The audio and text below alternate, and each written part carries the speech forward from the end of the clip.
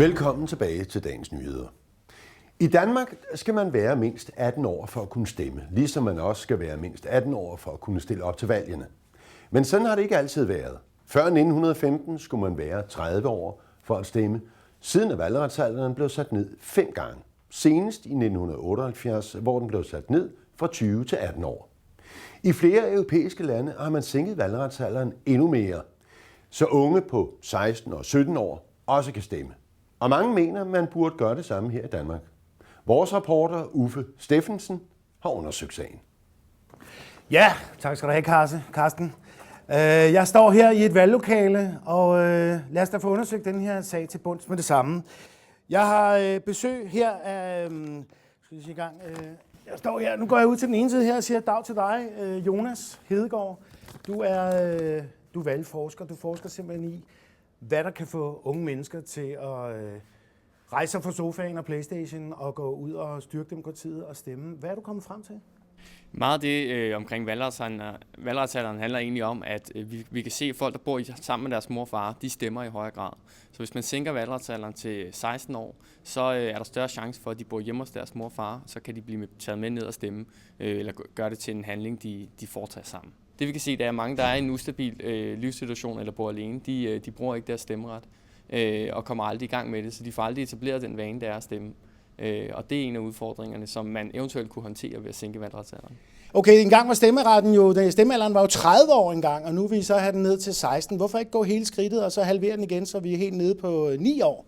Men det kunne man også sagtens gøre. Man kan sige, at et af argumenterne for hele vores folkeskole, det er, at den skal uddanne til demokrati. Og når man er 16 år, så har man været igennem sin folkeskole, og på den måde har fået det minimumsniveau af uddannelse, som man mener, man skal have for at kunne deltage i demokratiet. Okay, så du mener, det er en styrkelse af demokratiet, hvis man får lov at stemme som barn, altså som 16-årig? Det kunne være en styrkelse for deltagelsen, men jeg tror, der vil være ret mange andre problemer i det. Blandt andet om børnene overhovedet er i stand til at tage stilling til de komplekse sammenhænge, som politik nogle gange også er et udtryk for. Sådan nogle hashtoger der på 16 år, som vælter ud af gymnasiet der og ind i stemmeboksene. Vil de ikke komme til at stemme på nogle mennesker, som vi faktisk ikke er interesseret i at styre det her land? Det er vanskeligt at sige. Altså, de unge i dag, de ser ikke hverken specielt venstre- eller højreorienteret ud. De afspejler faktisk i høj grad de samme mennesker, som vi vælger, som resten af befolkningen vælger ind. Så de små pus, de gider godt at gå i stemmeboksen, hvis mor og far følger dem derned og giver dem lidt tørt tøj på en madpakke med. Ja, det er jo rørende, men lad os da snakke med en af de unge mennesker, som det hele handler om. Skal I have stemmeret, eller skal I ikke have stemmeret? Og det er dig, Rikke.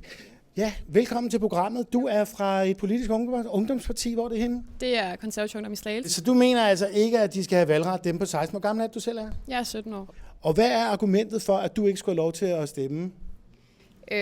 Altså fordi vi har et argument her i Konservativ Ungdom, der hedder, at hvis du ikke kan gå ned og låne penge i banken, som det kan du ikke, når du er 16, så kan du heller ikke stemme på en, der i sidste ende kan forgælde Danmark. De har ikke haft den erfaring, og de har ikke haft den demokratiske undervisning, som de skal have i skolen endnu. Og derfor mener vi, at de skal helst være 18, og bare det, de er myndige, der er de mere selvstændige, og så skal de træffe valg. Men du er medlem af et politisk parti? Ja, det er. Ja. Hvordan hænger det sammen op i dit hoved, Rikke?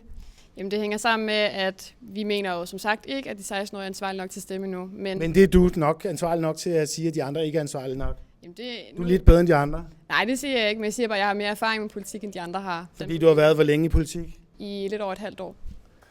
Det var alt for os i denne omgang. Tak for nu, og på gensyn.